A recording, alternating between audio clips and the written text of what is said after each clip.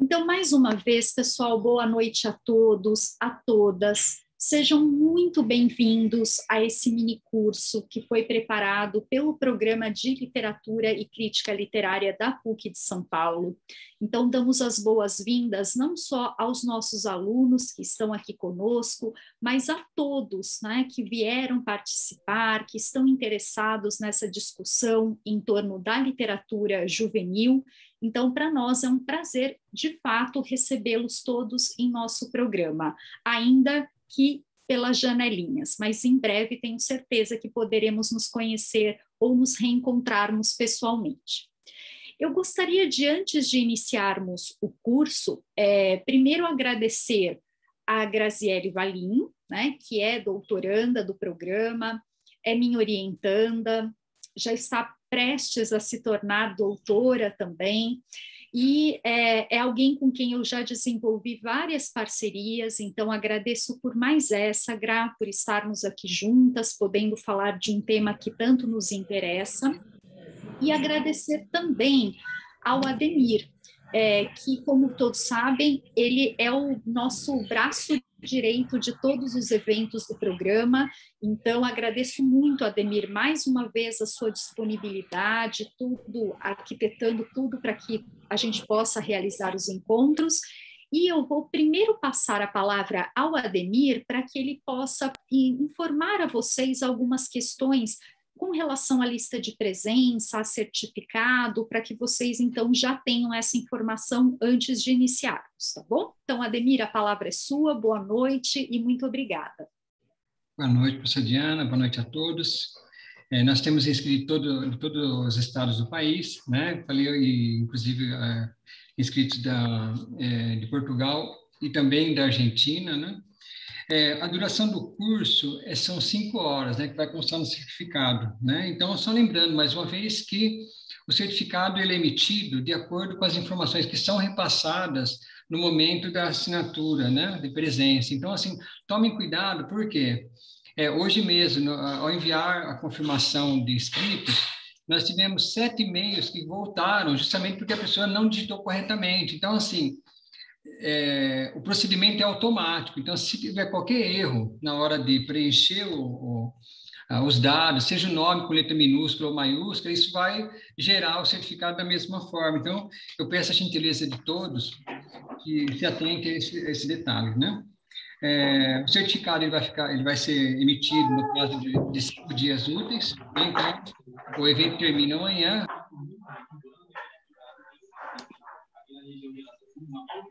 O seu áudio, Ademir. Tá mudo, Ademir.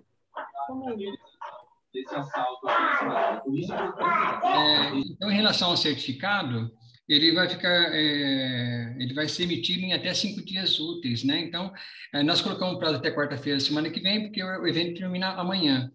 Mas eu acredito que até o final de semana todos já tenham recebido o certificado.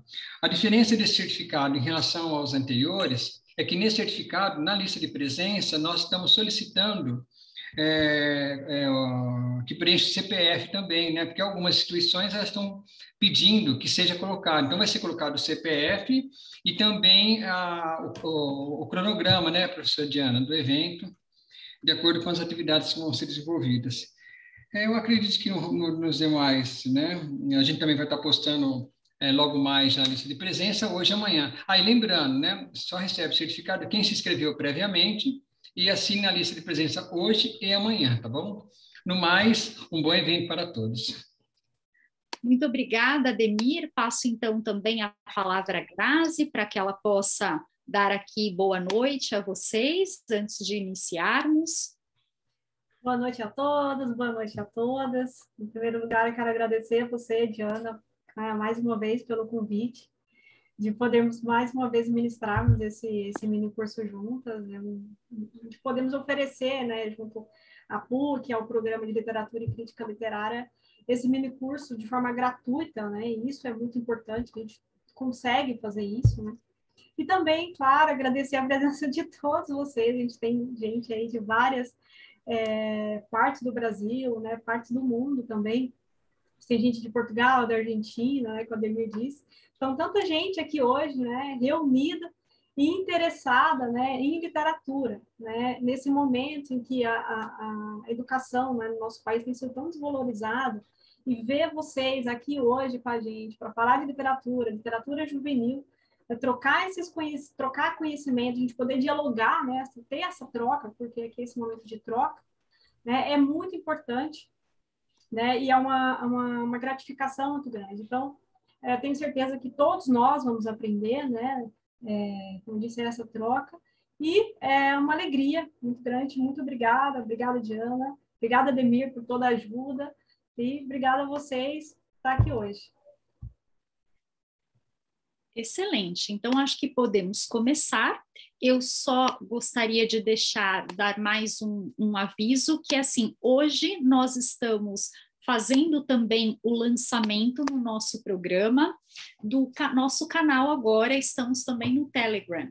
Então, estamos ficando cada vez mais próximos aí de todos, e o objetivo agora, né, de ampliar esse canal de comunicação é poder oferecer também de forma gratuita conteúdos exclusivos, né, textos que sejam publicados na revista do nosso programa, enfim, não só do nosso programa, mas eventos relacionados ao universo da literatura, indicações de leitura. Então, é mais um canal para aqueles que são interessados pela literatura de poderem ter algumas notícias aí e alguns conteúdos em primeira mão, tá bom? Então, nós vamos depois colocar aqui no nosso chat o link, e aí quem quiser participar do grupo, é só clicar e fazer parte conosco de mais essa forma de contato do nosso programa com vocês. Bom, então podemos agora iniciar, né? O minicurso, como o Ademir disse, está organizado em 2 dias. Então eu começaria hoje, né, convidando vocês a pensarem um pouquinho aqui junto conosco a questão do que primeiro, né, a gente está chamando de literatura juvenil, e também de se pensar a importância que essa literatura tem dentro do processo de formação dos jovens, né, desses leitores em fase de formação. Então, aqui temos uma apresentação, mas acho que, né, não precisamos fazer, vocês já nos conhecem, sou professora, né, só para contextualizar, eu sou professora do Programa de Literatura e Crítica Literária da PUC de São Paulo, no momento sou coordenadora também do programa, e muito tem me interessado, ultimamente, as questões relacionadas à literatura juvenil. A Grazi, como eu disse, é doutoranda no nosso programa, ela é também mestre pelo programa, especialista também pela PUC São Paulo, é formada em letras pela Universidade Estadual de Goiás e já tem publicações aqui, como vocês podem perceber, e nós poderemos falar um pouquinho delas ao longo da nossa apresentação, tá? Publicações na área também de literatura juvenil. Mas então eu gostaria de convidá-los a pensar do que é que nós estamos falando quando nós falamos em literatura juvenil. E digo isso porque uma das questões que se coloca é se de fato existe uma literatura voltada para jovens. Nós trouxemos aqui uma frase da Clarice Lispector que diz: ganhei o troféu da criança 1967 com meu livro infantil O Mistério do Coelho Pensante. Fiquei contente, é claro, mas muito mais contente ainda ao me ocorrer que me chamam de escritora hermética. Como é? Quando escrevo para crianças sou compreendida, mas quando escrevo para adultos fico difícil? Deveria eu escrever para os adultos com as palavras e os sentimentos adequados a uma criança? Não posso falar de igual para igual? Mas, ó Deus, como tudo isso tem pouca importância. Então, vejam que nós temos aqui, né, essa primeira colocação, que existe uma literatura infantil, no caso, a Clarice estava se referindo a infantil, existe uma literatura juvenil, ou boa literatura é literatura para qualquer público. Bom, eu sou a favor de que quando uma obra ela tem qualidade, ela é uma obra que vai ser usufruída, fruída, né, por diferentes faixas etárias. Claro que cada uma atingindo as suas camadas de significação. Né? Então, a nossa experiência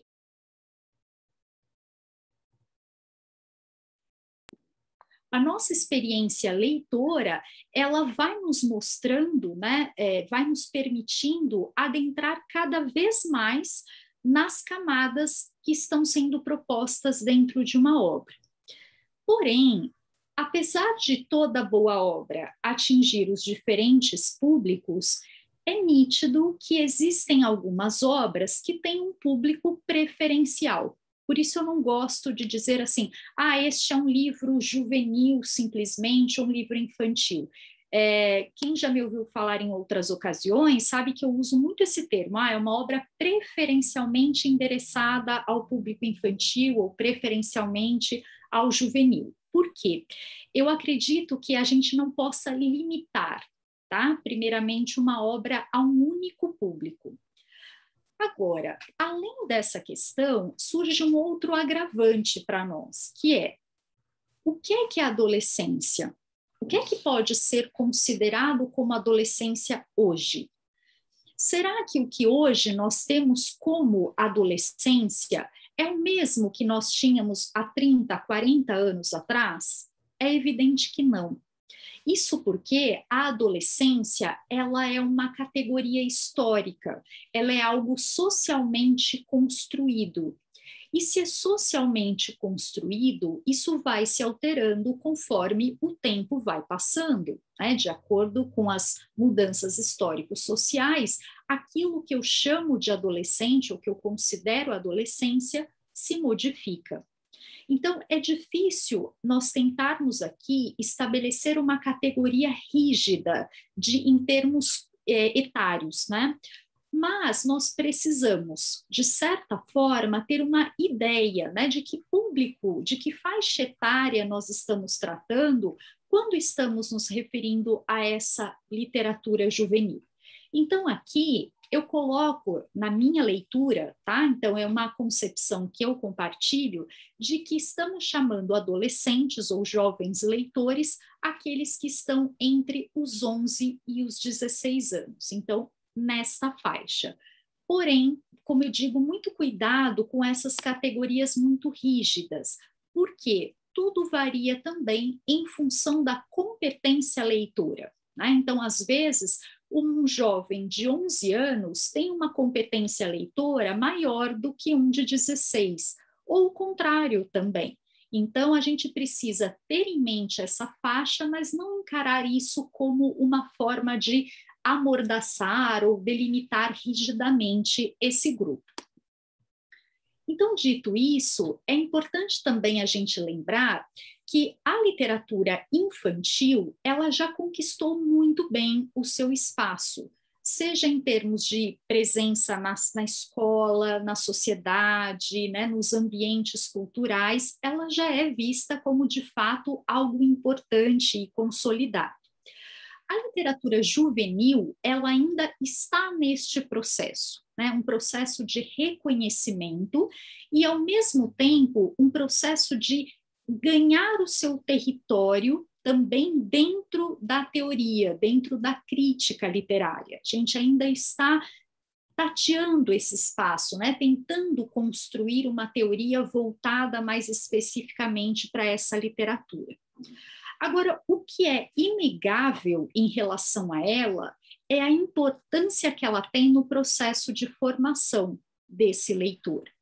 Porque se esse leitor já passou pelo processo de alfabetização, né, que é uma fase muito importante, ele ainda precisa desenvolver outras competências. Competências em termos do uso da língua, competências na capacidade interpretativa a partir da linguagem simbólica, que é a literatura, ou seja, ele ainda tem muito a desenvolver em termos de ser um leitor. Então, por isso, me incomoda muito que muitas vezes esta literatura ela fique às margens. Nós podemos perceber isso muito claramente dentro da escola. Nós observamos que no ensino, né, na educação infantil, depois eu caminho para os anos iniciais do ensino fundamental, a literatura lá está presente, muito presente, ainda bem. Mas a gente percebe que no ensino fundamental, na sua segunda etapa, que a gente pensa que entre o 5º e 9º ano, essa literatura praticamente vai desaparecer. E ela retorna, então, quando a gente está lá no ensino médio, na forma dos clássicos, na forma da cobrança para o vestibular. Então, a gente vai percebendo que essa literatura, né, existe um gap aqui, né, fica um vão, como se durante esse período o jovem leitor não tivesse que ter sido motivado, não tivesse que ter continuado aquela experiência que adquiriu nos anos iniciais. Então, por isso essa preocupação que eu também trago com a literatura juvenil, porque, em especial, professores, mediadores de leitura, ou mesmo quem tem jovens em casa, precisam estar atentos para fazer esta oferta. E aqui, o nosso objetivo é falar um pouquinho, então, dessas tendências, do que está acontecendo em termos de literatura juvenil no Brasil, em termos, né, da produção contemporânea. Então, quais são os temas, quais são os assuntos abordados nesses livros juvenis atuais? E também, mais do que os temas que ele tratam, quais são as estratégias, as técnicas narrativas que são empregadas na construção dessas ficções destinadas aos jovens leitores? Então, quando nós falamos isso, é porque estamos pensando o momento de escolha, de seleção dessas obras tem que levar em conta não simplesmente a temática abordada, mas a forma como isso é feito. Porque a forma como esse tema é abordado, é tratado, certamente vocês verão que funciona muito como um atrativo, como um desafio para esse jovem leitor, e é o que o aproxima dessa literatura. E também pensarmos um pouquinho em quem são esses autores contemporâneos de literatura juvenil. Porque muitas vezes, quando a gente pensa na literatura juvenil, o que vem na nossa mente é a série Vagalume, né? Então, aqui quem tem mais ou menos nasceu aí entre os anos 70, 80, 90, tem muito marcada, né, essa série. Mas e hoje? O que a gente tem em termos de produção? Então, às vezes, muitos professores me dizem, Diana, eu não sei o que levar para esses jovens. Então, a gente vai conversar um pouquinho sobre isso. E o que a gente tem de qualidade, né? Porque muitas vezes a gente até tem bastante produção, mas o que a gente tem que é literário de verdade, né? Que a gente consegue trabalhar a literatura realmente, né? Que não é só uma historinha com esses jovens, né? Exato, Gra. E a importância disso, porque também, às vezes, a gente compactua nessa ideia de que o jovem não gosta de ler, o jovem só lê Diário de um Banana, e não é verdade. Eu acho que o que falta muitas vezes é a gente ter esse repertório para poder oferecer a ele outras alternativas de qualidade para que ele possa ter acesso e ser cativado também por esse tipo de produção, né? Mas muito bem lembrado. Então, nós decidimos organizar o nosso encontro em 2 momentos. Hoje, falando um pouquinho mais dos temas que percorrem, né, dos autores que estão aqui em evidência na literatura juvenil brasileira, e amanhã falarmos um pouquinho das estratégias narrativas, quer dizer, da arquitetura dos livros, tá? Então, achamos que assim ficaria uma forma mais lógica a apresentação. Embora saibamos que não dá para separar forma e conteúdo, tá? Mas é só para didaticamente ficar mais claro. Bom, quando a gente pensa do que tratam as obras juvenis, é importante a gente lembrar que existe, né, dentro dessa literatura, 2 correntes. Uma que nós dizemos que é uma corrente mais realista e outra que nós consideramos fantástica. Então, muitas vezes, a literatura fantástica ela é mais conhecida do que essa literatura de perspectiva realista, né? Principalmente porque os jovens, de fato, se interessam, né? Desenvolvem gosto pelas narrativas fantásticas. Mas há muitas narrativas realistas de grande qualidade também sendo oferecidas. Então, nós temos muito além de, por exemplo, as sagas, né, esse conjunto de livros que são ofertados aos jovens. Se a gente pensar dentro dessa narrativa realista, tá? Então, primeiro vamos falar um pouquinho dela. Nós temos duas correntes dentro dessas narrativas. O que nós chamamos de uma narrativa idealista, e temos uma outra linha que seria a do realismo crítico. O que seria essa linha do idealismo? É quando eu ofereço aos jovens uma narrativa em que o mundo não é mostrado de forma necessariamente conflitiva. Então, pode até aparecer um ou outro conflito, mas é um conflito que é resolvido sempre de forma vamos dizer assim, favorável, por meio da cooperação, às vezes até da própria casualidade. Eu brinco que é um mundo cor-de-rosa, né? Que tudo funciona, todas as pessoas são felizes e os problemas não existem. Esta linha, ela tem pouca evidência dentro da nossa literatura, da literatura brasileira. Por quê? O que a gente percebe é uma valorização ou uma maior recorrência de uma segunda linha, que é a do realismo crítico. O nome já sugere, né? Quando eu falo no realismo crítico, eu estou falando de obras que trazem à cena, que trazem para a discussão a realidade de fato nua e crua, né? De forma direta, sem idealizações.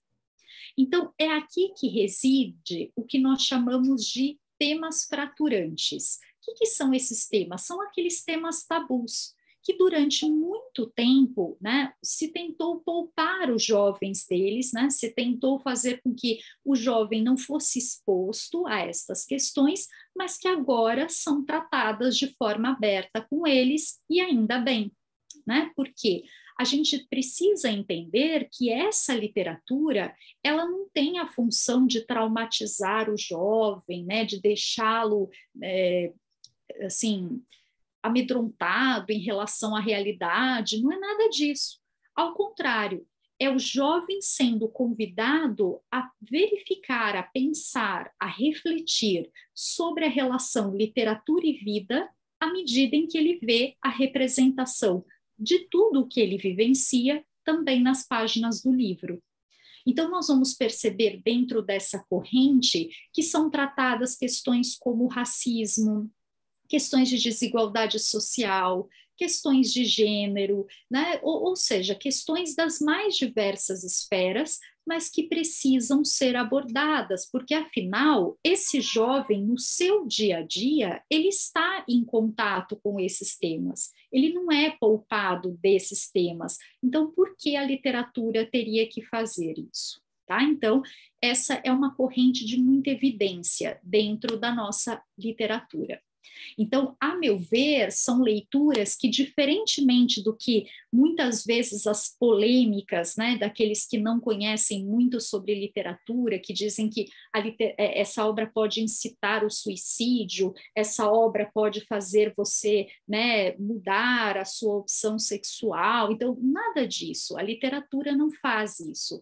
A literatura abre espaço para a reflexão, para o pensamento, para a aquisição de conhecimentos, para o autoconhecimento. Então, a meu ver, quando nós oferecemos esse tipo de obra, nós estamos contribuindo não só com a formação de leitores, mas com a formação de cidadãos, porque, de fato, é de seres pensantes, engajados, comprometidos com as causas que estão ali sendo discutidas que nós estamos falando. Então, essa é uma linha muito forte. E temos também, de outro lado, as narrativas fantásticas. E aqui, além daquelas típicas séries, né, que nós conhecemos, como, por exemplo, o Harry Potter, que talvez, né, foi onde nós assistimos a um boom desse tipo de produção, além da saga Crepúsculo, tá? Nós não vamos entrar na questão do mérito desses textos, mas é aqui que a gente vai percebendo que, além, né, dessa corrente, né, da presença de bruxos, monstros, seres sobrenaturais, nós vamos também ter uma revisitação dos contos de fada e de histórias populares. Então, acho que essa é uma corrente muito interessante também. É um fantástico, mas que é um fantástico que busca fazer uma releitura de uma certa tradição. Então, o que a gente percebe dentro dessa linha, né, dessas narrativas mais fantásticas, é essa tentativa de promover uma releitura daquilo que durante muito tempo ou foi considerado como versão única, ou propondo uma inversão de papéis dentro da história, ou uma transgressão. Quer dizer, imprimindo esse olhar da fantasia a uma versão mais tradicional. E a gente vai agora, então, ver alguns exemplos disso, porque senão a gente fala, Diana, mas e aí, o que eu levo, né? O que eu posso oferecer para esse jovem leitor? Então, eu começo mostrando aqui para vocês essa obra, né, que vocês estão também vendo aí na tela, que é do Luiz Dill, que é o Todos contra Dante. Não sei se vocês conhecem, já leram essa obra, mas quem ainda não leu, vale muito a pena fazer a leitura, porque nós vamos ter aqui uma questão muito importante sendo tratada, que é a do bullying. Então, nós temos um menino negro que vai estudar numa escola de classe alta e ele não pertence a essa esfera social, e em razão disso, ele vai ser, assim, completamente perseguido. Então, vejam que é uma temática com a qual o jovem lida no dia a dia. Ele vivencia aquela situação. Talvez, muitas vezes, ele pratique o próprio bullying. Só para que vocês sintam um pouquinho, né, do texto e não eu simplesmente resumindo o enredo dele, nós temos aqui um trechinho. Volta às aulas, saguão de entrada do colégio. Abraços, beijos, sorrisos, olhares, saudade. As poucas caras novas eram vistoriadas como por raio-x, dos pés à cabeça, passando por detalhes como marca das roupas e eventuais pelos no nariz. Nossa, dá uma olhada naquele carinha. A aluna loira espetou a colega com o cotovelo. Onde? Onde? Quis saber a outra. Estavam ao lado da imensa porta de vidro. Ali, subindo as escadas. Onde? Onde? Ai, meu Deus! Viu? Perguntou a primeira. Vi. Recuaram até a parede para poder observá-lo melhor à distância. Como é que pobre se matricula em colégio particular? As duas seguem-no com olhos de fascínio. Não sei, responde a colega, mas o maior problema não é a pobreza, é a feiura. Olha só aquele nariz, pode? Engolem risadas curtas. Coisa feia, a loira sentencia. Então, a gente percebe, né, essa questão sendo tratada de uma forma muito direta, a questão tanto dos traços fenotípicos dele, quanto da questão social. Agora, o que é interessante dentro dessa obra é que a gente vai percebendo que, além dessa temática que fala diretamente com o jovem, o próprio projeto gráfico da obra também faz esse papel. Por quê? Vejam que o que vai acontecendo ao longo da narrativa é que esses jovens, eles têm uma espécie de um blog em que eles trocam informações, né? Trocam, na verdade, informações não, né? Eles fazem críticas muito duras a esse garoto. E ele, como não tem um outro interlocutor, ele então encontra no clássico da literatura, né? No Dante Alighieri, uma espécie de um confidente. alguém para quem ele direciona mensagens, tentando entender, né, o porquê as pessoas o enxergam assim, o porquê as coisas precisam ser dessa maneira. Então, assim, bonita, né, também o fato de ele encontrar na literatura esse interlocutor para tentar entender, para tentar processar um pouco dessas informações. E vejam que, então, o projeto gráfico incorpora a estrutura de um blog, né, tem a própria questão da escrita se assemelhar, em alguns momentos, a linguagem que é utilizada nesses espaços. Então, isso também funciona como um grande atrativo para esse jovem leitor, já que ele não está só colocado ao lado de um tema que faz parte da sua realidade, mas por meio de linguagens que também fazem parte do seu cotidiano.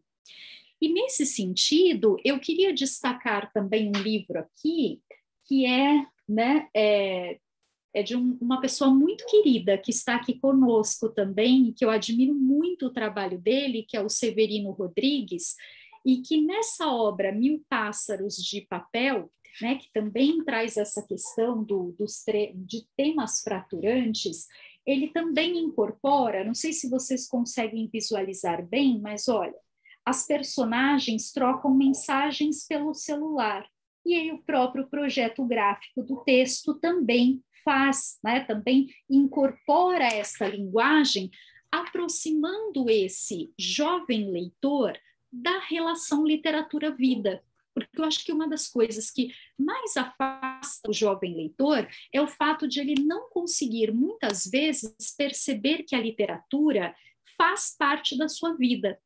Tanto é que ele diz que não gosta de poesia, mas ele adora música.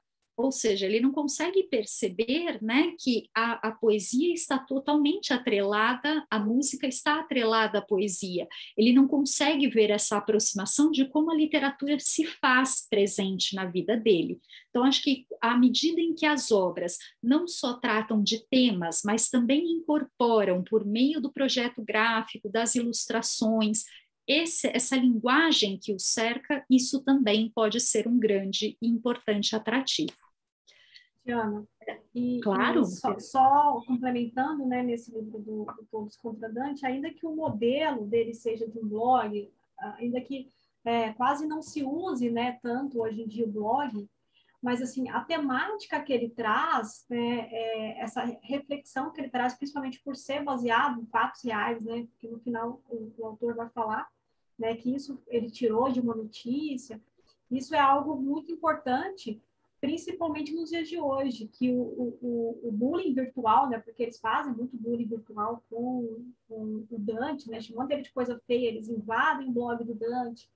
Então, não que a gente vá tratar esse texto como de uma forma utilitária, né, panfletária, nada disso, mas é um texto que eu acho que muito importante ainda, infelizmente, essas obras, às vezes, elas não chegam, né, até o conhecimento dos professores, e abordá-la, né, numa mediação de uma forma bem reflexiva, né, esse que é um tema muito, muito caro, aí, porque o bullying virtual, principalmente na adolescência, tem sido considerado o crime do século, né, então, eu acho que essa obra ela é fundamental, né, hoje para se estudar. Várias aqui que a gente trouxe, eu acho que eu vou repetir bastante isso, acho que todo mundo a gente gosta bastante, né, dessas obras, mas essa, assim, para trabalhar essa questão do bullying também, ela é muito, muito pertinente, assim como do Severino também, eu gosto muito a bateria 100% carregada, a bateria 100% carregada, né, falei certo,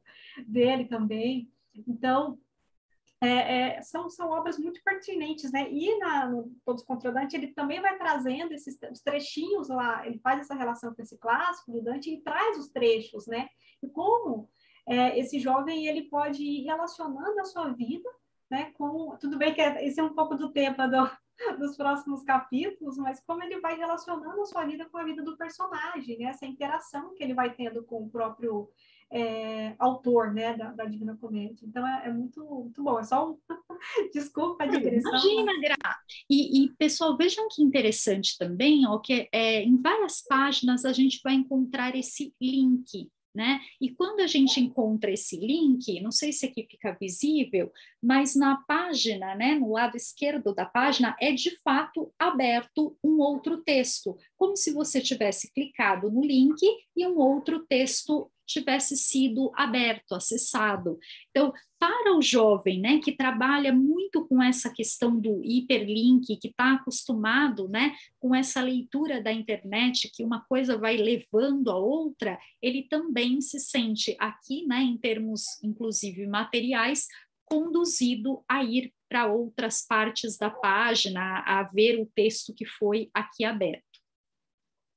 Agora, vejam que, como a Grazi disse, aqui a gente tem uma questão assim, importantíssima, porque no final, diferente de terminar de uma maneira apaziguadora, que é com, né, final feliz, todos respeitando todos como deveria ser, não é isso.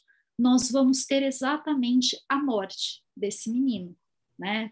Então, vejam, como a Grazi disse, a gente sabe, né, que o autor ele escreve isso ao final, que isso foi escrito baseado numa notícia de jornal. Então, quer dizer, vejam que é colocado o conflito e isso não é encerrado com um final feliz, né, para que o jovem perceba o impacto que isso tem, para que entenda, né, o que é de fato esse bullying, o que isso pode causar. Então, acho importante a gente ressaltar que não é com a ideia de, vamos traumatizar o jovem, não, mas é para conscientizá-lo de que essa história de que tudo termina bem e com um final feliz não é bem assim.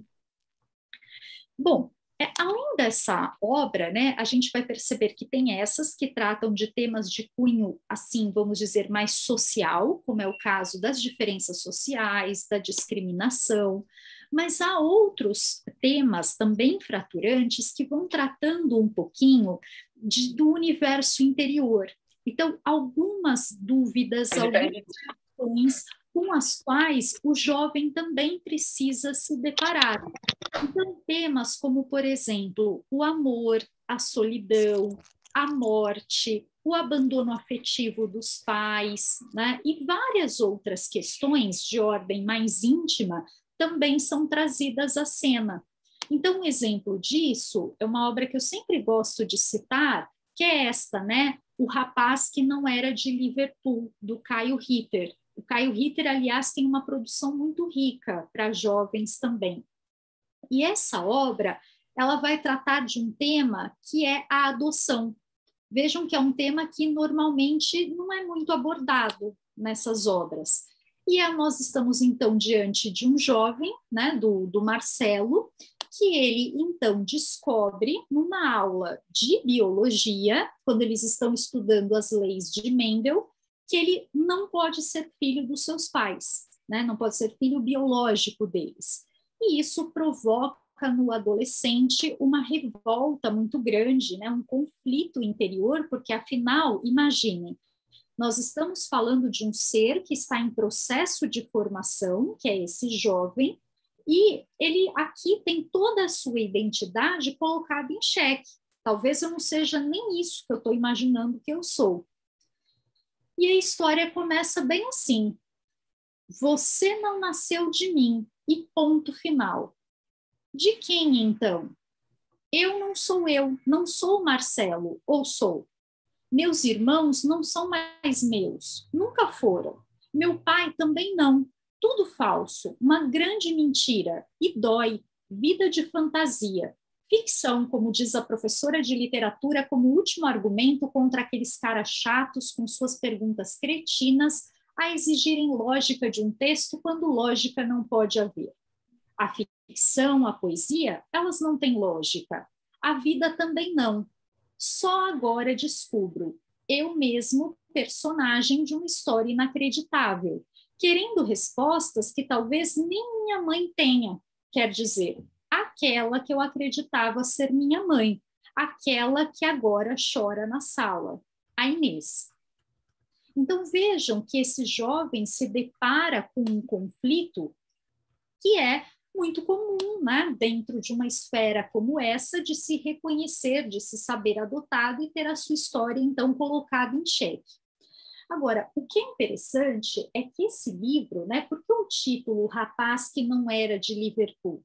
Porque durante todo o livro, né, vai se mostrando uma relação muito bonita e muito afetiva entre ele, os pais e os irmãos. E como o pai é um grande fã dos Beatles, ele chega a construir um quadro e ele incorpora um integrante a mais nesse quadro, já que a sua família era composta por 5 integrantes. E quando ele então se descobre, né, não sendo um filho biológico, ele vai lá e destrói esse quadro. Por isso o título, né, O Rapaz que Não Era de Liverpool. E esse rapaz, então, esse jovem, vai precisar de um tempo de afastamento, vai precisar de refletir para entender um pouco melhor que as questões afetivas, elas independem desses laços sanguíneos. Tá? Mas então é uma narrativa assim, muito interessante, porque aborda um conflito com o qual o jovem precisa muitas vezes lidar, mas que quando ele não vê também representado na literatura, causa bem mais desconforto do que se vendo ali representado. Trouxe só mais um trechinho para vocês sentirem um pouco do texto. Passo os olhos pelo quarto. As paredes, na cor que escolhi, as miniaturas de automóveis acumuladas nesses 15 anos de vida de mentira, meus livros, meus CDs, os 4 garotos de Liverpool, que no quadro feito por mim viraram 5. Tudo e nada. Sou um nada. Então vejam o conflito, né, típico da adolescência, desse processo de passagem que enfrentamos todos. E também é muito interessante porque nesse livro, cada capítulo ele é iniciado por um trecho de uma música dos Beatles. Então, eu falo que é um convite a esse jovem leitor também a ir buscar conhecer, né, que se ainda não conhece, quem é essa banda? Por que esse trecho da música, né, que é trazido em inglês e vem em nota de rodapé de que música se trata? Então, é um convite ao leitor, ao jovem leitor, a ampliar esse seu repertório. Além dessa obra, uma outra que eu gosto bastante também do Kyle Ritter, tá? E trago aqui, assim, a título de sugestão do que é que vocês podem, né, oferecer a esses jovens leitores, é Meu Pai Não Mora Mais Aqui, que é uma narrativa, aqui não dá para visualizar, eu não estou com o meu exemplar em mãos para mostrar, mas ela é constituída na forma de um diário. E as páginas do diário vão tendo as suas cores alternadas. Por quê? Porque são dois jovens escrevendo. Então, eles têm uma aula de língua portuguesa em que a professora pede que eles passem a escrever um diário, e nesse diário, né, o que a princípio era algo muito ruim, eles não queriam fazer essa tarefa, acaba funcionando como uma forma de eles lidarem com um conflito em comum. Qual é o conflito? Bom, nós temos Tadeu e Letícia sofrendo a ausência dos pais. A Letícia, porque o pai sai de casa por ter se envolvido com uma outra mulher, né, o que provoca, claro, o sofrimento da mãe, e da menina, que sente culpa por acreditar que ela tem alguma relação com isso, e o Tadeu, porque perdeu o pai. Né? Então, o Tadeu, de fato, é a morte do pai com que ele tem que lidar. Então, vejam que são questões com as quais muitos jovens hoje em dia se deparam e que aqui é trazida de uma forma a que ele se veja representado e que amplie as suas possibilidades de visão, de reflexão em torno desses temas. Então, percebam que estas obras juvenis, elas trazem personagens que normalmente têm a idade também, né, os protagonistas têm a idade desse jovem leitor, para que ele possa se ver ali também representado, para que ele possa entender que essa fase de conflito, que é a adolescência, não é exclusiva dele, né, mas que ele ali se vê também outros vivenciando a mesma situação. E só um complemento, né? Essa questão que ele traz a questão do diário, né? E que o professor é muito importante isso também, né? Então, a gente está vendo obras aí que dá para ter uma série não só os temas, mas como a forma a gente está vendo que dá para ir sendo trabalhada, né? Porque o diário, eles não gostavam no começo, né, de ter que escrever esse diário, mas depois acabam gostando, isso faz parte da vida, então também é mais um incentivo, né? A obra, ela já traz esse incentivo, mostrando pode mostrar para esses alunos que o quanto é importante a escrita, né? O poder da escrita, né? E também trazendo, né, Gra, inclusive, assim, possibilidades de participação ou de propostas de atividades a partir, não propostas de atividade no sentido de ler o livro para responder algo, né? Mas como o livro é um diário, é a construção de um diário, por que também não se motivar à criação de um diário, a estimular também essa escrita das emoções? E tem um nome que eu julgo assim que é imprescindível dentro dessa literatura juvenil, que, a meu ver, todo jovem, eu sou suspeita porque sou fã, mas, a meu ver, todo jovem deveria ser exposto às narrativas da Lígia Bojunga.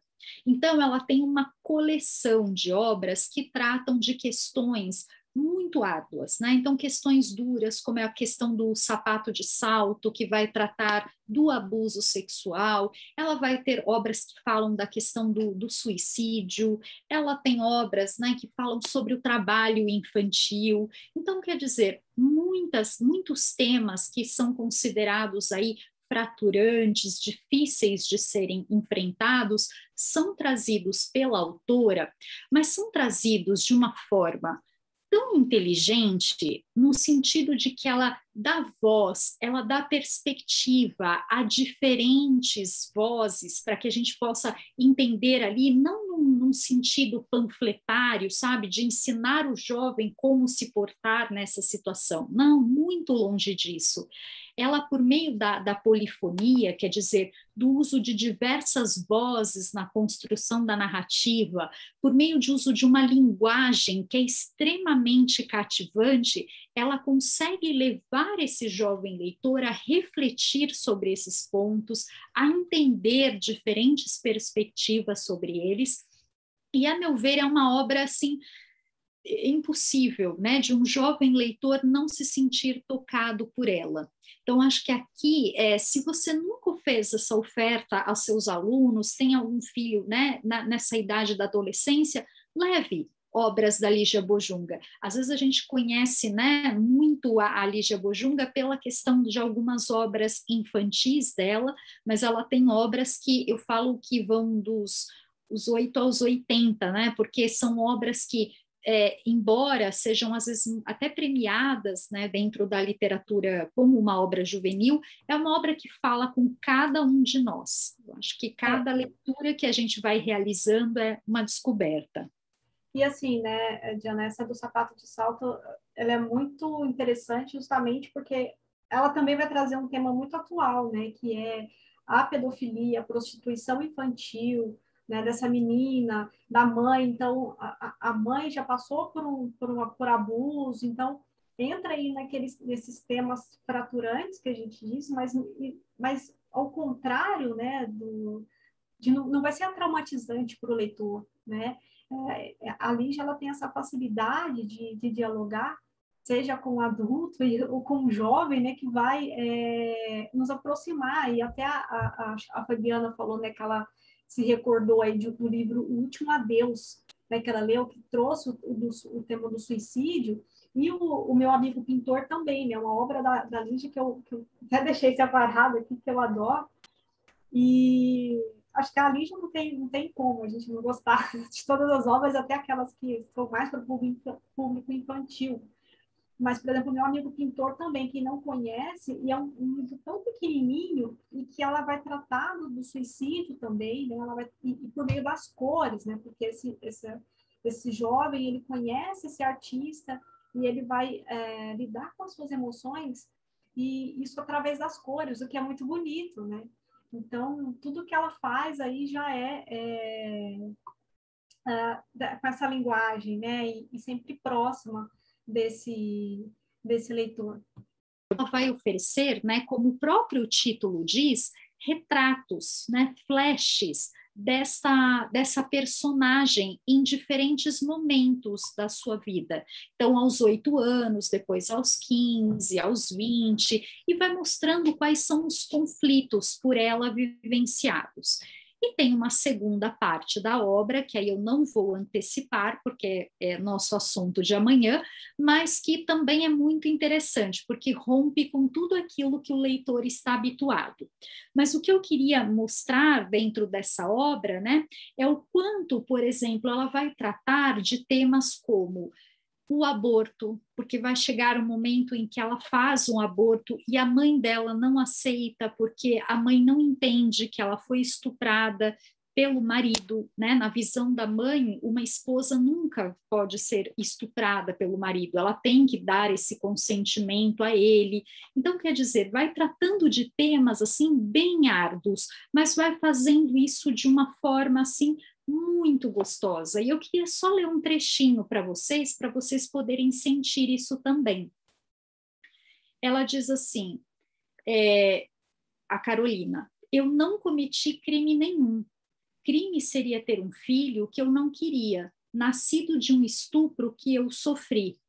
A mãe toma um susto tão grande que se levanta num pulo. Você foi eu não consigo dizer essa palavra. Eu fui estuprada, sim. Meu Deus do céu! Por ele me pegou à força. Quando eu já não gostava mais dele. Quem? Quando a coisa que eu mais queria já era me separar dele. O teu marido? Carolina vai responder mas o espanto que ela vê na cara da mãe faz ela calar a boca. Se levanta e vai olhar Santa Teresa da janela. A mãe desabotou o último botão. A unha do indicador recomeça o empurra-empurra na vizinha. Carolina, minha filha, eu não... Mas o resto da fala sai em feitio de risada. Carolina se vira. A mãe tapa a boca com a mão. Meneia a cabeça. O teu pai tinha razão. Você tem cada uma. Dizer que foi pelo marido? Só você mesmo, Carolina. Você está afim de um café? Então, vejam que ela, né, vai colocando por meio de diferentes vozes, né, não é só a voz da Carolina, mas é a da mãe, é a do pai, que vão trazendo diferentes perspectivas em torno da mesma situação e que, com isso, conseguem conferir ao leitor uma autonomia, também para que ele possa chegar à sua própria constatação. Então, são obras densas, como eu disse, que tratam de temas árduos, mas que vale muito a pena, porque convidam esse jovem leitor a ver a vida sem essas máscaras, sem essas atenuações, que é ao que ele está exposto diariamente. Sem traumas. Exatamente. Agora, e nessa direção também, pessoal, acho que vale muito a pena, né? Eu separei aqui também do Caio Fernando Abreu, O Limite Branco, né? Que é uma obra que também não é exclusiva do público juvenil, mas que fala exatamente de um protagonista que está nesta fase de transição, né? Entre a adolescência, a vida adulta, e que ele vai se reconhecendo homossexual. Então, o quanto é importante, né, a forma que isso vai sendo tratado na narrativa, o olhar que ele vai tendo lançado sobre si, né, o julgamento que ele próprio faz de si. Então, isso tratado com uma linguagem repleta de poeticidade. Então, é uma outra obra que eu gosto muito, né, Limite Branco é o nome. Depois a gente pode fazer um post, né, Gra, com esses títulos das obras. Sim, e é interessante que acho que também o Caio é tão, né, o Caio Fernando Abreu é um autor que eu sou apaixonado, trabalhei ele na minha graduação, e essa obra, ela é meio que esquecida, né, e é muito trabalhado, Morangos Mofados e tal, mas os contos dele, né, acho que talvez por serem mais curtos, mas, por exemplo, O Limite Branco é uma obra que não é catalogada, não é tida aí com o público juvenil, mas ele vai estar dentro do que é aquilo que a gente chama de crossover, né, que vai atender, mesmo que você não seja, né, não esteja dentro desse público jovem, você com certeza vai se identificar, porque já passou por alguma coisa, já passou por um momento desse jovem, então, e ela foi publicada já há um bom tempo, né, aí na década de 70, eu acho, ali, quando o próprio Caio já estava ali saindo da sua adolescência, então, ele vai trazer temas muito pertinentes, eu acho que, e ele vai dialogar, conseguir, né, ter essa linguagem com um jovem muito, muito próximo. Eu sou apaixonada, então...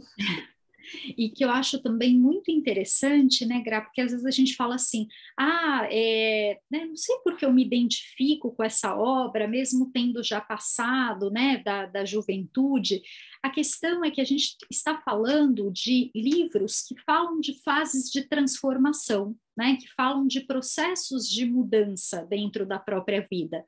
E nós não somos seres acabados. Nós somos seres em constante transformação. Então, eu acredito que muito dessa identificação que aconteça, nossa, com essa literatura juvenil, também esteja relacionada a esse fato, né, de que estamos constantemente na vida também nesses estados de passagem, né, nesses momentos de constante formação.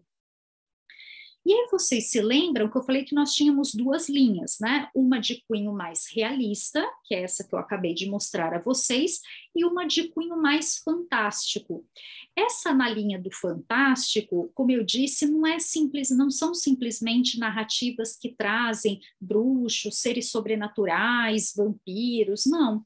Nós vamos perceber uma corrente dentro da nossa literatura que faz um revisitar da tradição, imprimindo a ela um olhar do contemporâneo. Então, nesse sentido, eu acho que uma obra emblemática é essa, né, A Moça Tecelã, da Marina Colasanti. Aliás, né, Lígia Bojunga, Marina Colasanti, Ana Maria Machado, são vozes desse feminino dentro da literatura contemporânea que muito tem trazido de contribuição para a gente pensar essa questão, né, da mulher, do feminino. E aí, essa obra em si, né, se a gente pensar, ela vai, no seu início, acho que todos vocês já conhecem essa narrativa, e quem não conhece, vale a pena ler esse livro, porque ele é belíssimo aqui, né, não é só o texto, mas mesmo as ilustrações, o projeto gráfico dele é muito bonito. Vai contar a história de uma moça tecelã, que ela tem a habilidade de construir tudo aquilo que ela precisa para sobreviver. Então, ela tem esse caráter do fantástico, porque ela senta no seu tear e ali ela tece tudo o que ela precisa para viver, como se houvesse uma relação entre, bonita isso, né? Entre o tecer e o construir realidades. A escrita é isso, né? Por meio da escrita nós construímos outras realidades. E então ela vai se dando conta, né, com o passar do tempo, de que ela, que é uma mulher que consegue prover o seu próprio sustento, que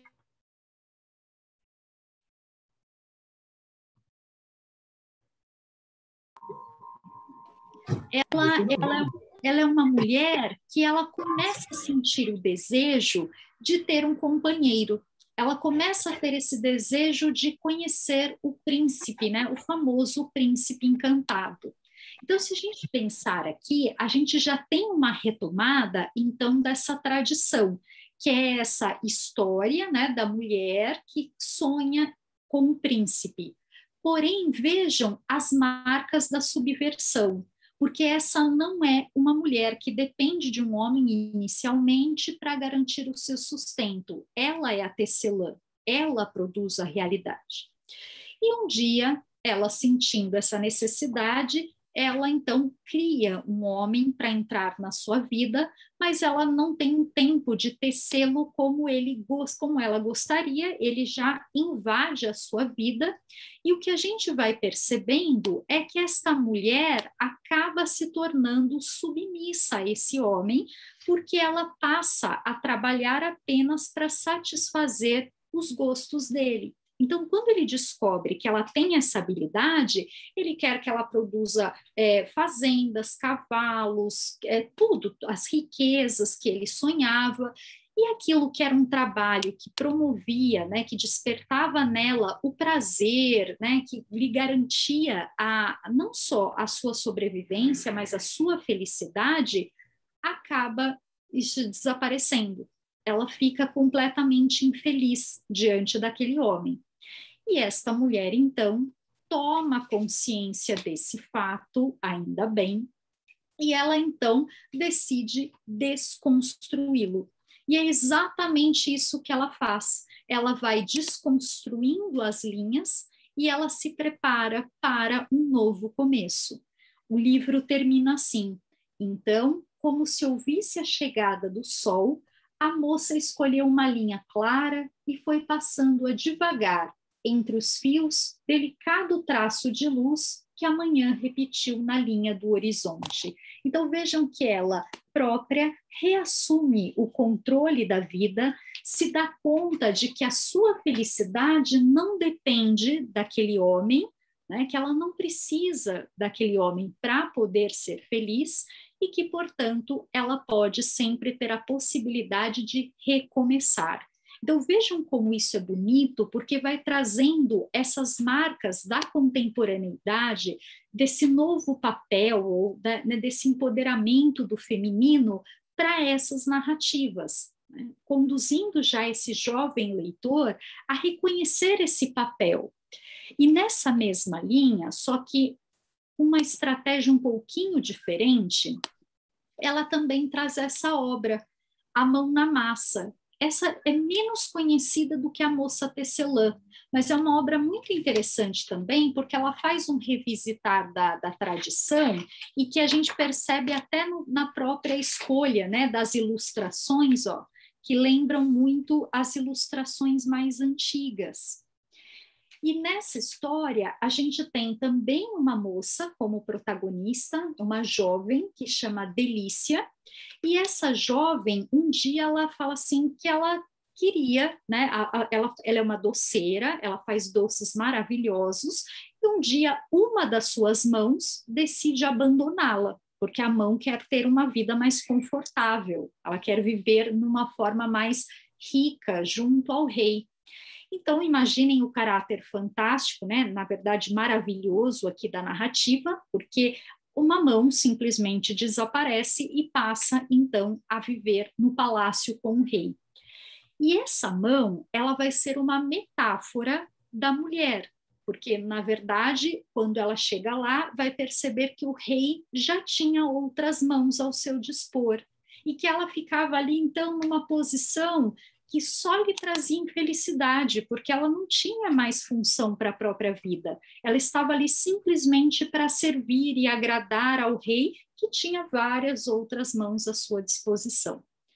Ela toma consciência disso, volta então para a Delícia.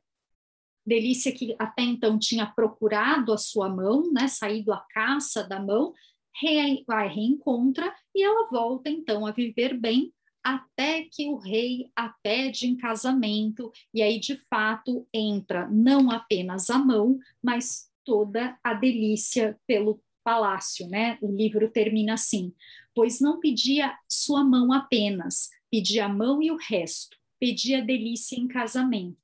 Assim foi que a doce mão da doceira entrou pela terceira vez no palácio, e desta vez para ficar. Então, vejam que ainda que a gente tenha a retomada de uma estrutura de um conto de fada tradicional, aqui com o final feliz, não é a mesma condição de submissão que a gente observa nos contos tradicionais, o que estas autoras trazem, né? Elas imprimem esses traços da contemporaneidade nas narrativas contemporâneas. Então, acho que... sim, Gra? Posso só comentar um pouquinho? Claro! Pegando só esse gancho, né, que é interessante da Marina Colasanti também é que ela é artista plástica, né? Então, os livros dela também, ela é uma cronista, né, escreve bastante crônicas e tal, mas, assim, também ela vai trazer essa questão das ilustrações muito forte nos livros, por exemplo, em A Mão na Massa, essas ilustrações são belíssimas, porque foi ela mesma quem pintou, né? Então, ela teve todo um estudo, e ela fala isso, né, ela traz isso, ela explica isso no final, que ela também foi buscar essas referências para compor essas ilustrações. Então, também, ainda que essas ilustrações aqui também, elas sirvam para ilustrar, né, porque tem essa diferença, a gente vai ver depois a diferença desse livro ilustrado, livro com ilustração, mas também é interessante ver esse trabalho, né, da própria autora, que ela mesma pintou, né, desenhou essas obras aqui, como ela foi buscar na pintura clássica, né, esse desenho, e também o quanto é forte, né, essa questão a Lígia, né, o tema, essa mulher na contemporaneidade. E pegando o ganchinho que você disse, né, eu quero mostrar aqui esse livro aqui, maravilhoso, que é a Produção Literária Juvenil e Infantil Contemporânea de Autoria Feminina. Então, quem tiver interesse, né, em trabalhar ou se aprofundar nesses estudos também de literatura infantil e juvenil, escrito por mulheres, né, e que trazem essa questão, esse tema do feminino na contemporaneidade, tem esse livro, não fazendo propaganda, mas fazendo, divulgando, porque é um livro que eu achei belo, e tem um texto nosso aqui, é um livro que foi organizado pela professora Eliane Galvão, lá da Unesp, né? Da Unesp, do Maurício Silva, que é da Uninove, né? Seu também, né, Diana, que você organizou, e que vai trazer esses temas. Então, também, o nome do livro é o Produção Literária Juvenil e Infantil Contemporânea de Autoria Feminina, estão perguntando aqui no chat. Então, é um livro que vai trazer esses estudos também. Então, quem tiver interesse, né, em se aprofundar, então a gente vai trazer aí textos da Marina Colasanti, vai ter da Lígia Bojunga, também vai tratar questões de gênero, né? Então, vai trazer também textos falando sobre o livro da Paula Pimenta, né, que também é uma crítica sobre esse livro. Então, eu acho que vale muito a pena, né? Não só porque é da professora Diana e de outros, mas porque eu acho que falta isso, né? Esses livros, né, que vão trazer essas teorias. Então, fica aí o convite. Ele não está à venda ainda. Nós temos, né, Diana? Eu tenho alguns exemplares, a professora Diana também tem, então, se vocês se interessarem, depois a gente passa os nossos e-mails e aí vocês podem falar diretamente com a gente. Mas eu achei muito pertinente justamente porque falta, né, essas teorias também para trabalhar. Então, é só um adendo, desculpa o parênteses. Imagina, Gra, e muito bem lembrado, porque nesse livro, inclusive, nós temos colegas, assim, muito queridos, né, meu, da Eliane e do Maurício, que estão aqui conosco, como é o caso do Diógenes, da Alicia Tsuko, que tem também capítulo nesse livro, que são pessoas que também se debruçam sobre essa temática, então fica o convite a conhecer os textos, que não são só meu e da Grazi, mas de outros colegas aqui tão queridos que estão aqui conosco. Então, a importância, né, também da gente valorizar essas vozes femininas que a gente vai conhecendo nessa produção contemporânea.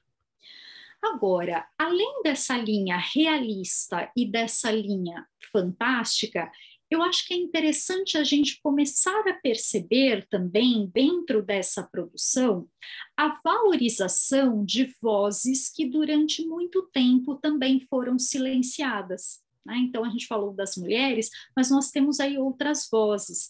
Então, nesse sentido, eu acho que vale muito a pena a gente conhecer a literatura também que traz, ora a temática indígena e ora são escritas pelos próprios indígenas. E é dessa que, né, eu gostaria de falar agora, que é essa aqui, ó, Crônicas de São Paulo, um olhar indígena. Então, acho interessante, né, do Daniel Munduruku, porque essa é uma obra que, primeiro, é uma variante do gênero, uma variante no sentido de a gente está muito adaptado a encontrar ou a falar sobre os romances, mas aqui a gente tem um livro de crônicas, então a importância, né, de se oferecer também diferentes gêneros a esses jovens.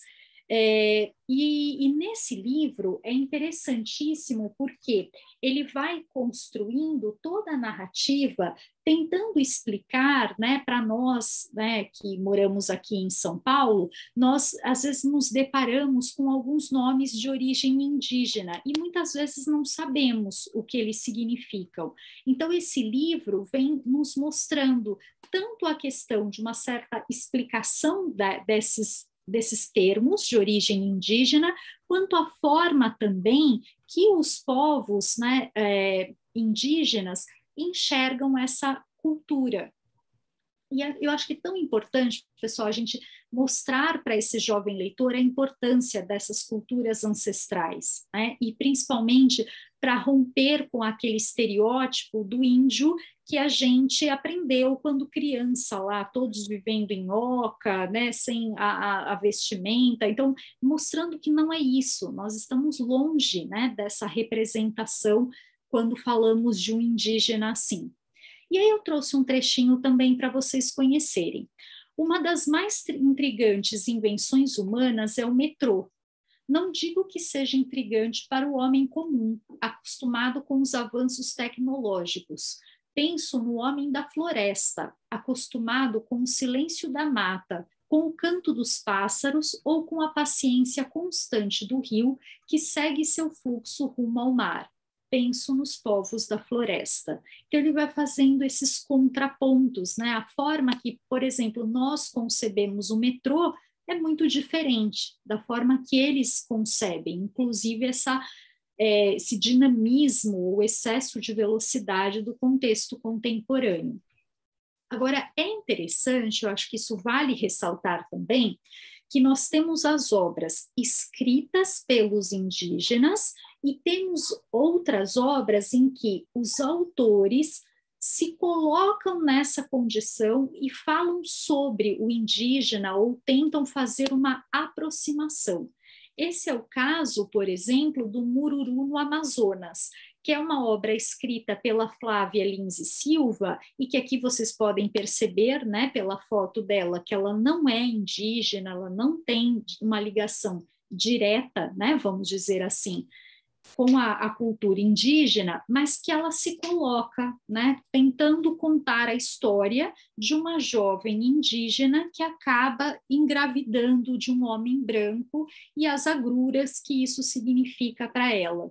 Então, eu acho que nós não vamos entrar nessa discussão, mas eu acho importante a gente ressaltar que dentro dessa produção contemporânea, a gente tanto está falando de uma obra que de fato concede voz a esses povos, quando lemos os próprios indígenas escrevendo, e temos também, em alguns momentos, uma tentativa de falar sobre esse indígena. Então, acho importante a gente entender que há uma diferença e que, a meu ver, aí é uma leitura da Diana, deveria se privilegiar a voz do indígena propriamente dita. Bom, e ainda nós temos obras, né, como esta aqui, dentro dessa literatura juvenil, que é uma que eu adoro, então por isso também quase sempre a mostro, que é Era no Tempo do Rei, do Rui Castro. Quem conhece o Rui Castro sabe que ele é muito conhecido pelas biografias, né, que ele faz, mas aqui ele consegue estabelecer um jogo interessantíssimo para esse jovem leitor. Por quê? Vejam que o subtítulo do romance é Era no Tempo do Rei, um romance da chegada da corte. Então, já se entrega pelo subtítulo que nós vamos acompanhar a chegada da família real no Brasil. Então, ele vai fazer um revisitar da nossa história. Porém, vejam que interessante. Quando a gente começa a ler a obra, a gente vai, então, já se deparar com Dom Pedro, criança. Então, não é o Dom Pedro que nós estamos habituados nos manuais de história, né, que já vemos, ele parece que nasceu velho por causa daquela foto séria, sisuda. Não, é um jovem, na verdade nem é uma criança, ele é um jovem, e com quem ele vai se deparar? Lá em meio ao Rio de Janeiro, com uma personagem, né, que é uma personagem da literatura, que é o Leonardinho. Então, todo mundo aqui já deve ter lido Memórias de um Sargento de Milícias e sabe que a narrativa vai girar em torno, né, do Leonardo Pataca. E aqui, então, a gente vai ter contato com esse menino. Então, vejam, olha o jogo que é estabelecido entre a realidade e a ficção, porque eu tenho uma personagem histórica, Dom Pedro, atestada, né, como real pela história, e temos uma personagem que pertence à literatura, e que elas, então, vão conviver e vão apresentar os dilemas de todos os jovens, principalmente daqueles que são bastante hiperativos. Então, eles são jovens que vão aprontar muito nesse Rio de Janeiro e que, ao mesmo tempo dessas aventuras, vão dando a conhecer a história do Brasil. Mas a história a partir de uma outra perspectiva, uma perspectiva diferente, uma outra versão daquilo que é oferecido pelos manuais de história.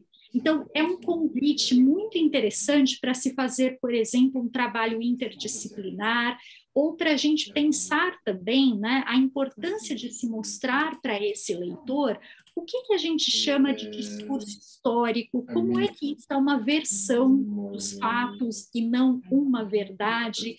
Então, é uma obra riquíssima. Eu acho que tem alguém com o microfone aberto. Tá vazio. Eu vou desativar o som, tá, Diana? Certo.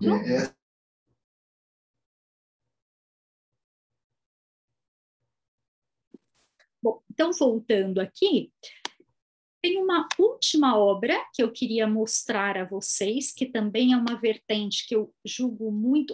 deixa eu só ler um trechinho do Era no Tempo do Rei, porque eu acho que vale muito a pena para vocês sentirem como é gostosa essa tentativa dele resgatar uma linguagem do passado, mas ao mesmo tempo trazendo termos que são muito contemporâneos.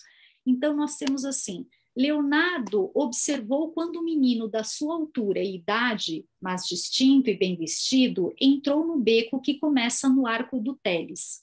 Não que Pedro estivesse trajado a caráter, com pompas de príncipe ou de militar, e nem a corte portuguesa no dia a dia se vestia com luxos majestáticos. Ao contrário, nesse ponto era de uma simplicidade quase de esmoleiro. Além disso, Leonardo não sabia que ele era, nem tinha como saber. A efígie de Pedro ainda não chegara às moedas. Os poucos retratos em que ele aparecia estavam nas paredes de palácios a que os súditos não tinham acesso. E, nas cerimônias públicas, na varanda do paço, nas raras vezes em que surgira ao lado do seu pai, o povo só o vira de longe, donde Pedro, se quisesse, podia circular livremente pelos domínios de Dom João, sem o risco de ser conhecido e sem ter de dar a mão a beijar, como estava acontecendo, eu acho que aqui, né, no Beco do Teles. Então, aqui. Vejam que é interessante que, portanto, eu vou tendo contar um pouco dessa história do que era o Brasil no momento da chegada da corte, mas isso vai sendo feito em meio a essa mescla entre história e literatura, entre o real e o ficcional. Então, aliás, aproveito para abrir um parênteses, quem se interessa por esse tema, na próxima semana teremos um mini curso sobre isso, de metaficção historiográfica, que é essa releitura do passado por meio da literatura, tá? Então, fica aí o convite. E nessa linha, para a gente encerrar o nosso encontro de hoje, eu queria mostrar também essa obra, que tem essa relação com a história, que é a obra Quando Eu Voltei, Tive uma Surpresa, do Joel Rufino dos Santos.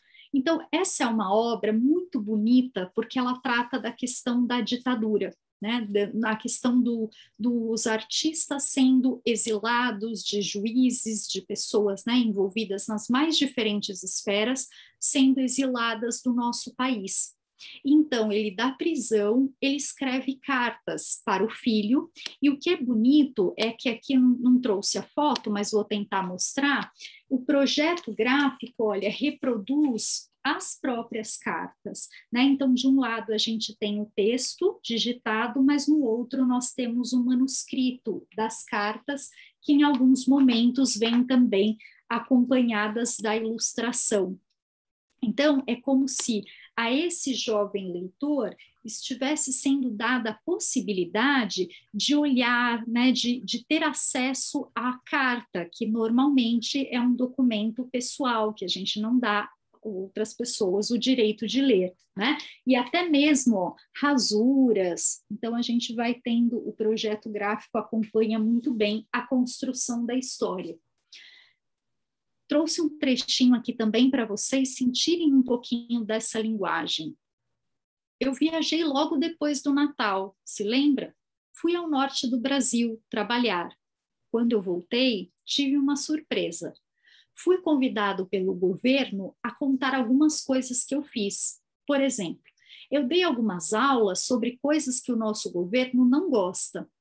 Contei algumas histórias que o nosso governo não gosta que se conte. E, finalmente, escrevi alguns livros que o nosso governo também não gostou. Aí o governo me pediu que esclarecesse todas essas coisas. Bom, você já sabe que as pessoas têm de esclarecer coisas desse tipo é com o juiz. Eu te expliquei uma vez o que era um juiz, e acho que você mesmo já viu um na televisão. O juiz do governo faz a mesma coisa que o juiz de futebol. Ele decide quem tem razão. Então, vejam que num contexto como o nosso, né, em especial esse contexto em que estamos vivenciando, para que essas situações não se repitam e para que a gente possa levar esse jovem a refletir, a pensar nos direitos, né, do que é a liberdade de expressão, da importância que ela tem, o quanto é significativo ele ter acesso a uma obra desse tipo, né? Então, acho que vejam que nós estamos aqui mostrando diferentes esferas de obras. Todas elas podem ser levadas para esse jovem leitor e certamente despertar o seu interesse pela leitura. E essa é uma obra tão bonita, né, Diana? Assim, quem já viu aquele filme, acho que A Vida é Bela, pode até tecer depois comparações, porque esse narrador ele vai ficar tentando no começo não contar, né, para o filho. Ele quer tentar, ele fica escondendo, né, do filho a sua prisão, né, o fato dele estar lá preso e tal, mas no fim ele acaba tendo que revelar para ele, né? Então dá para fazer essas comparações também do próprio narrador com aquele personagem lá da Vida é Bela, né? Até assisti esses dias, eu lembrei. Então é muito Acho que bonito. agora fica melhor, né, para vocês poderem enxergar, olha que bonito o projeto gráfico, né, o acesso que nós vamos tendo às próprias cartas. Então, esse conteúdo íntimo, né, que na verdade está falando de uma questão que é pública, mas a partir de um olhar subjetivo, o quanto é importante esse jovem leitor ter acesso. É isso, gente. Eu espero que vocês tenham gostado aqui das sugestões que eu fui trazendo nesse primeiro momento, mas amanhã tem muito mais. Por quê? Agora, depois de falar um pouquinho nos temas que estão presentes nessa literatura, nós julgamos que é importante também falar sobre a construção, para mostrar que essas obras são interessantes, não apenas pelo tema, pela história que elas narram, mas como essas histórias são narradas, que estratégias são essas, e vocês vão ficar encantados, porque de fato tem todo um trabalho nessas obras que em nada faz elas menores do que a chamada literatura para adulto. Então, isso que a gente quer mostrar também. Às vezes, a gente tende a achar que a literatura para criança, que a literatura para jovens é uma literatura facilitada, é mais fácil, né? E não é. Então, a gente quer mostrar todo o trabalho que existe também na construção dessas obras. Então, eu tenho alguma pergunta, Gra, que alguém tenha feito? Pergunta, não teve pergunta, assim, teve bastante comentário, o pessoal está gostando bastante, né? Fico muito feliz, pessoal. Quem estiver gostando, pode ir comentando, coloca assim para a gente saber, mas eu também estou gostando muito da participação do pessoal, o pessoal gostando bastante. tem bastante comentário, né? Eu peguei alguns aqui, que a Ellen Hitch, acho que se eu estiver falando errado, me desculpa, tá? Não sei nem se ela está aí ainda, mas ela disse, né, que ela foi acusada por um pai de aluno, inclusive, que ela levou uma frase para lá na escola dela, do livro 50 Tons de Cinza, e ela foi acusada de levar essa frase, ela foi acusada de levar, de fazer apologia de pornografia, né? Então, até pediram para ela alterar, então a gente vê o quanto isso é complicado, né? Tem gente pedindo sugestões de como trabalhar isso, né? De como mostrar isso para os pais, porque tem pessoas que trabalham em escolas bastante conservadoras, né, Diana? A gente sabe que isso também é uma vertente muito forte aqui. E como que a gente pode apresentar, né, esses temas como a questão do suicídio, da prostituição infantil, né? Não sei se você quer comentar um pouquinho. Eu acho que a gente tem que tomar muito cuidado, né? Porque eu falo que nós vivemos uns tempos tão sombrios que a gente precisa explicar algumas coisas óbvias, porque às vezes as pessoas se julgam no direito, né? Elas se julgam conhecedoras, e aí às vezes elas querem opinar sobre assuntos sobre os quais elas não têm tanto conhecimento assim. Eu acho que uma dessas questões é justamente o fato de não se compreender o que é o texto literário, como é que esse texto ele não fala exatamente o que as palavras dizem no seu sentido habitual, né? Ele tem esse poder de desautomatizar o nosso olhar, de fazer ler aquela palavra, mas enxergar além dela, entender além dela. E aí, como as pessoas só sabem ler muitas vezes nesse nível literal, elas não conseguem compreender tanto a potência quanto o real sentido do texto literário. E aí acabam fazendo julgamentos do tipo, isso é pornografia, ou isso incita ao suicídio, ou isso... Quando, na verdade, o texto literário, ele jamais doutrina. O texto literário não é um texto que serve para ensinar a fazer algo. A literatura não dá respostas. Ela leva você a se conhecer e a buscar as suas respostas. Então, acho que nós, enquanto professores, ainda que tenhamos esses percalços, temos que lutar, sabe? Temos que conseguir, de alguma forma, ir quebrando as barreiras e permitindo que literatura de boa qualidade chegue aos jovens leitores, ainda que muitas vezes enfrentando resistência dos pais, da própria escola, que a gente sabe que é muito frequente, infelizmente. Infelizmente.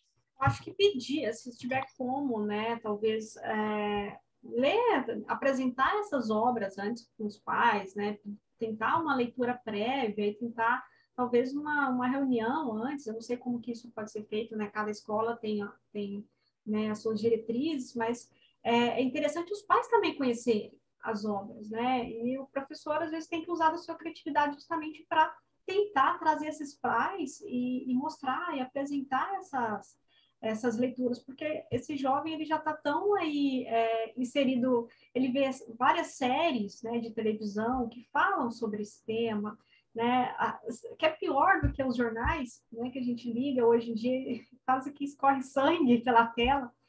Então, ele não está aí protegido de nada, né, nesse sentido. Então, acho que talvez tentar essa leitura com os pais pode ser algo interessante, né? De que eles leiam também o texto. É uma ideia, né? Exatamente, Gra.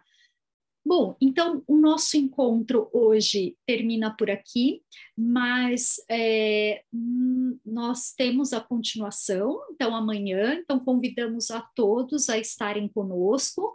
Vocês receberão outro link de acesso, tá? Para vocês não tentarem entrar com o mesmo link, não funciona, então receberão outro link.